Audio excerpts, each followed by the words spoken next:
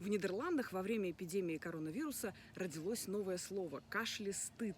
Это когда испытываешь стыд от того, что на прогулке или где-то в общественном месте случайно кашлянул или кашлянул. Вот тут надо разобраться.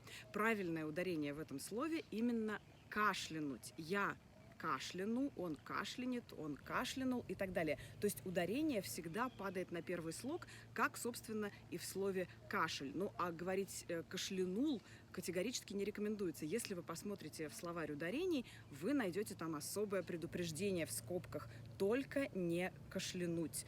Правильно?